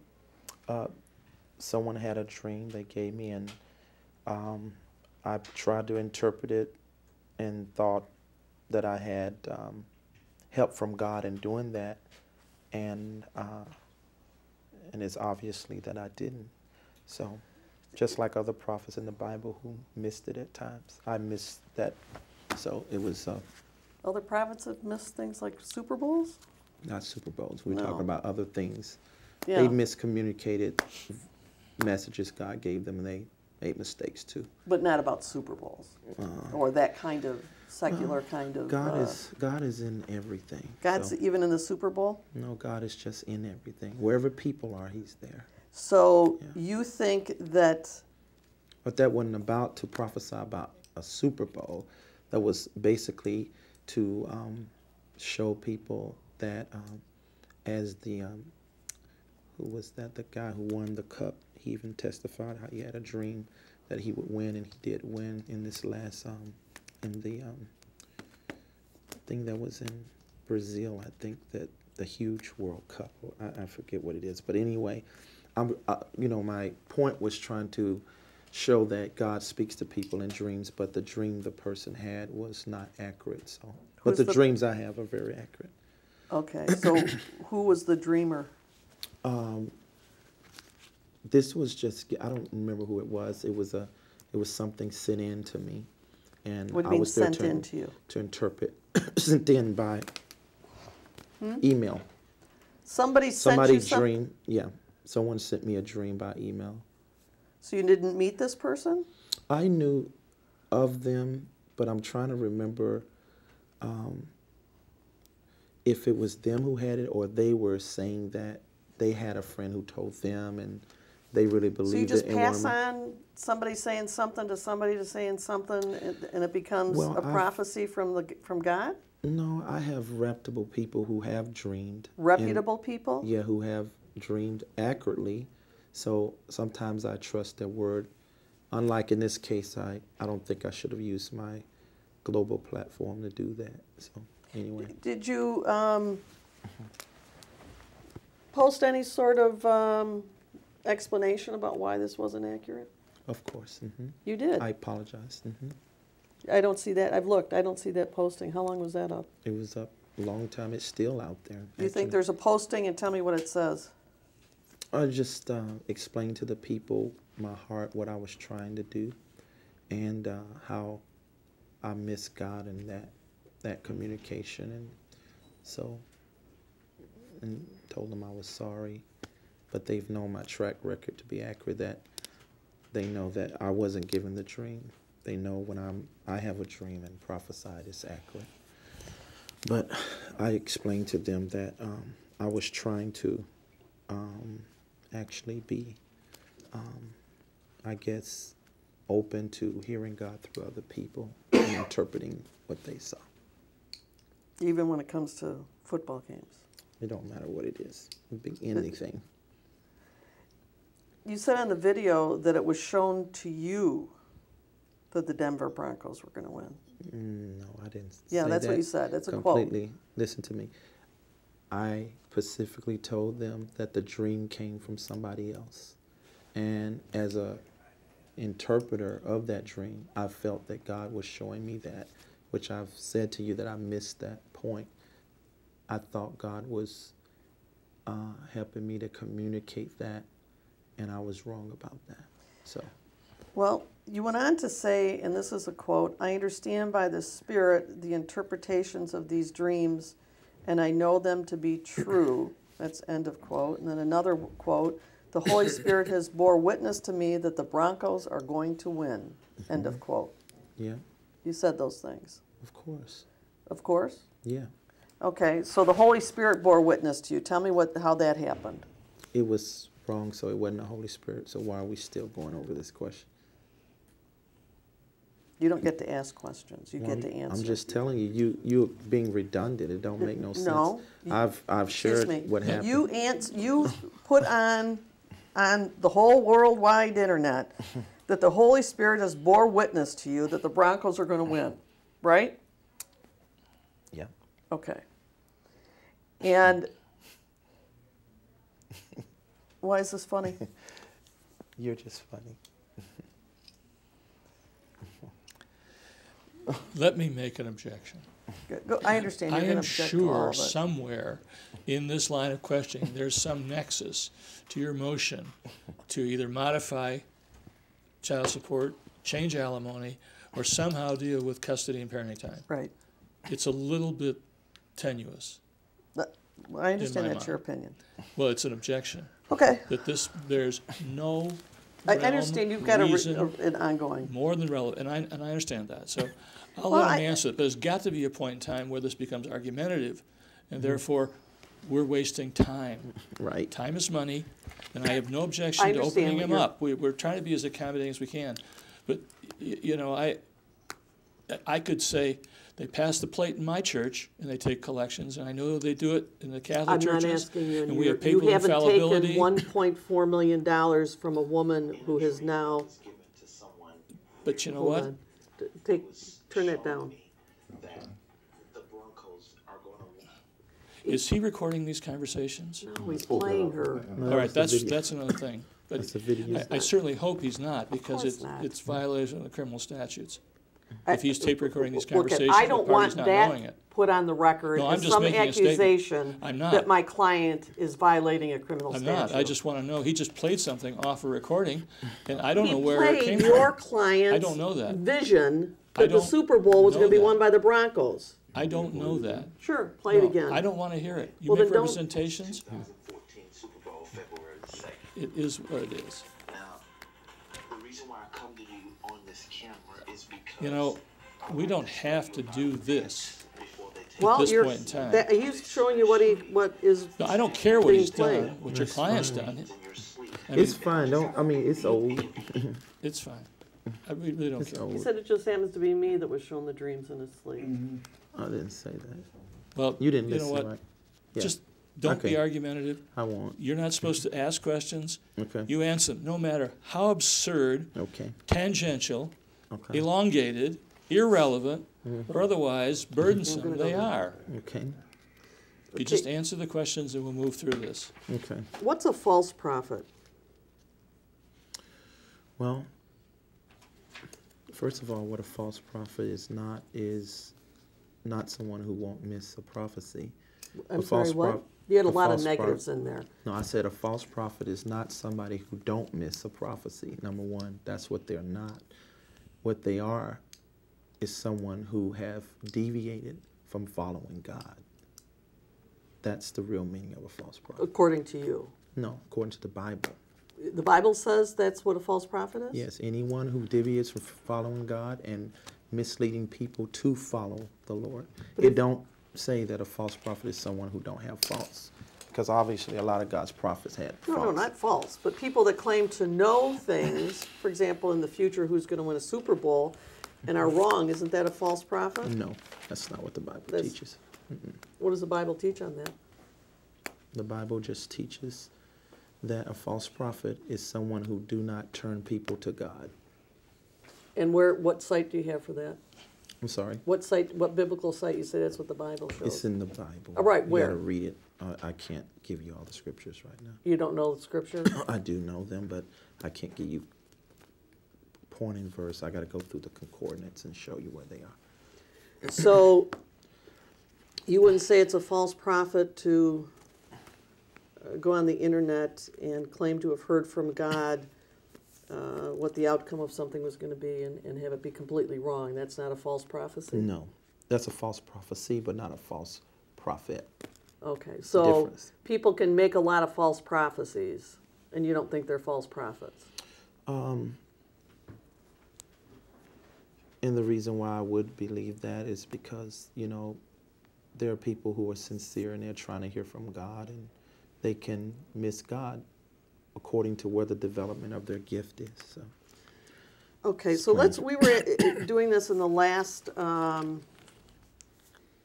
deposition about, in your book you state that you have seen Jesus face to face 1,000 times. In your last deposition you could only state a couple and they were in a dream. So how many times have you actually seen Jesus face to face? I don't know. It's just been so many times over 20 years. Tell me what happens when you see Jesus face to face. Well, Has it been over sometimes- 1,000 times? It's been, yes, many times. Pardon me? Yes, It's been over 1,000 times? yes. Okay, so when you see Jesus face to face, describe give me an example of one.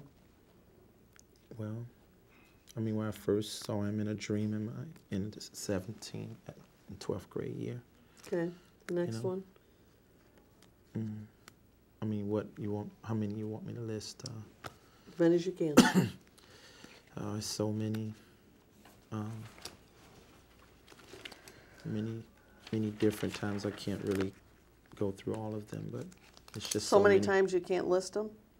Give me another example. I mean, my book, Face to Faces, lists a lot of them, so, Well, you wrote the book, I assume. yes. Okay, so tell me what's in the book. How many places and times have you seen them? Are they always dreams? A lot of them are dreams. Do you ever sit down communication with them? Usually we're standing in the dream. He's relaying a message to me, Only in dreams? mostly in dreams. What about the clouds? Yes. Well, not from the clouds. You know, I've never said he's spoke to me from the cloud. Never in the clouds? No, in dreams, in the physical realm here. And, In the physical realm here? So tell me about those. well, he just comes unannounced, and then he tells me what he wants to say, and he leaves. So you're saying he sits in the physical realm with you and talks to you? Not sit. Stands. He stands in a room with you and converses in the physical realm. You have to answer out loud. Yes. Tell me what that's about. Where did that occur? Just at different places. If I'm fasting and praying in the church, he does it. Or just like he did Paul in the Bible. He came in the physical realm and talked to him. So you're equating knocked yourself with Paul in the Bible? No, not equating. It's Okay. just I'm equating the same experience, not the same Okay, person. so give me an example of where it occurred and when. That you saw him in the physical presence like you just said. Well, I just share with you when I'm fasting and praying in the church. He comes in. He has. Has anybody else seen him? No, I'm by myself. So nobody else can see him, or they just didn't happen to see him? What are you saying? In what context? Are you talking about when he comes to me, or if he's separate going to them personally? What are you saying? No, Can't I'm saying see him? when the two of you are talking and having your visit, and someone else walks in, would they see him? Oh, yeah. I mean, it's possible, but that didn't happen. So It's never happened that somebody else saw him while you were seeing him? no, So no one else could verify this? no.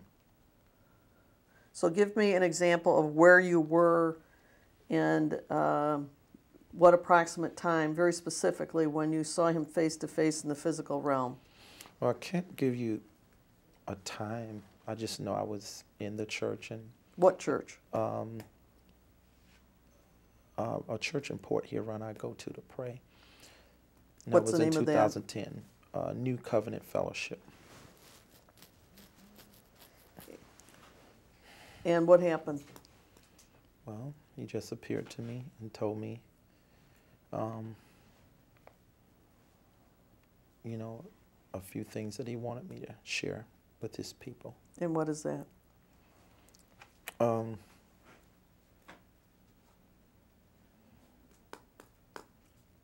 It's just so much. You want to sit here and listen to the whole thing? Sure, yeah.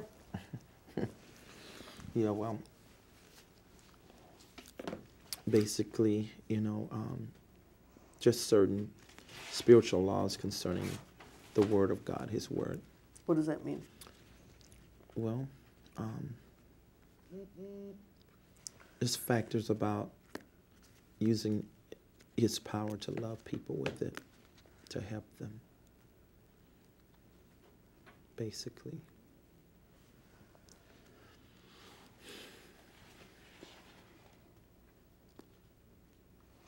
Have there been any physical encounters since 2010?